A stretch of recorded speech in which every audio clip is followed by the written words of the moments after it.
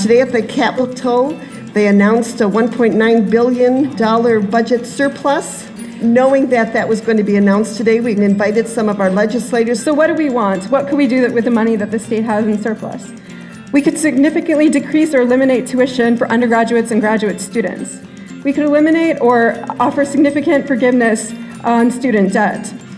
Provide living wages for all at the university who don't currently have them, including graduate student instructors, contingent faculty, and frontline staff. We need to invest more money and time in racial justice and equity on campus and the community. This means recruiting and retaining faculty of color, supporting departments that are focused on knowledges, histories, and traditions of communities of color, and really listen to the demands of groups like Who's Diversity, who are active in social justice on campus. For too many students, their reach has been pushed to excess and even to failure. Why? They must take 4 or 5 courses per semester to maintain financial aid eligibility, and even then they still have to work to make ends meet. So paradoxically, the more students have to pay for tuition, the more they are compelled to try to get as little as possible for their money.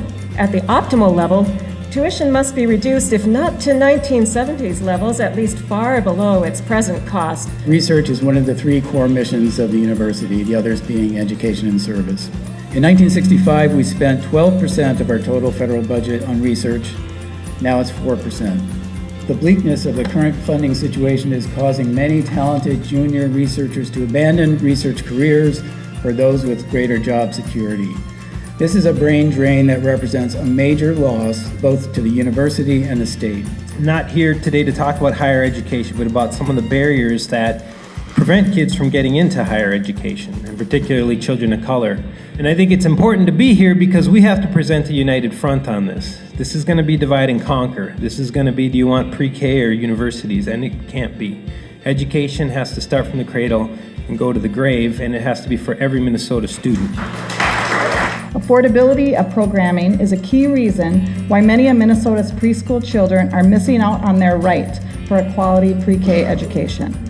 I'm here today to ask that access to high-quality, affordable early childhood education for every child in Minnesota be passed. 17 years ago when I started, I had 21 third graders, which to any elementary classroom teacher would be an absolute dream class size. This fall, I started my 17th year teaching students in 4th grade. I have 27 9 and 10-year-old students who come to school every day smiling and ready to learn. We have to invest in our children. We have to. There's no other option. We need to invest this money in pre-K, early childhood, K-12, and definitely higher ed, because when they leave me in Farmington School District, when they graduate, they need to be able to move on to get a degree without accruing thousands of dollars in debt. Education is involved in people's living situation, how you take care of your family, your location of where you live.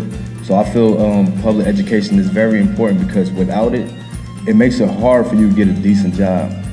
A lot of people I know and be around, they work about 2-3 jobs working hard just to take care of their family, trying to get their kids and other family members in good schools just so they can move into decent locations, just so they can have enough to take care of their family, just so they can have enough to take care of themselves to make them feel like they got enough to live for. Due to historical, systemic, institutional racism, we have demographic categories of students, and we know who they are, that are more likely to go to prison than to college. What we need to do is invest in resources targeted to helping those communities get their kids through grades K through 12, first of all, and then into higher ed. We need trained adults, trained in trauma-informed instruction, trained in cultural competency, trained in restorative practices, so that kids aren't being pushed out for disciplinary issues, rather than being brought to a place where they can learn. We have 1 counselor for every 792 students in Minnesota. That's 48th out of 50 states.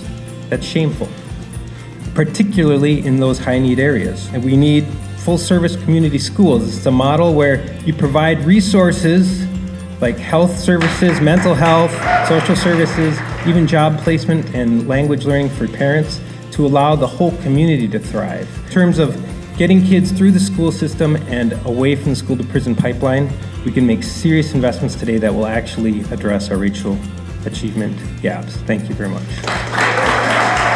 We've heard a lot of great stories today, and I think it's important to recognize that the legislature is listening. We need your energy, your voices to be present, present, present. consistently as we make the big decisions that we're going to make in the coming session. A surplus is an opportunity. It's a good thing. It means Minnesota's working. It means our tax structure makes sense. And thank you for all the faculty, staff, students, teachers, who are here.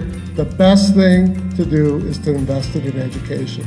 My hope, and I think if you can create some activity at the grassroots level in the next month or so, my hope is that the legislature and the governor will decide to make an additional investment. So let me ask you, do you believe in this? All right.